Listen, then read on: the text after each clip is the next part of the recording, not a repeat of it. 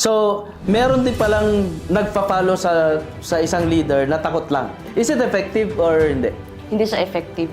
Kasi out of fear. Yes, out of People fear. will follow you because out of fear. Yes, up. Iba rin pala yung kahit magalit ka, but naintindihan nila, so out of love. Yes, Out of parang naintindihan nila. So iba, magkaiba yung Bob, no? So ibig sabihin, kasi pagka halimbawa sumusunod sa yung tao out of fear, ibig sabihin hindi rin siya effective. Yes. Ang tawag ko dyan, hindi yan dumudulo yung mga leaders natin kasi gagalaw lang sila pag nakita ka nila. Gagalaw lang sila kasi takot lang sila baka masita mo, takot lang sila baka mapagalitan mo, takot lang sila baka anong masabi mo sa kanila. Hindi siya effective.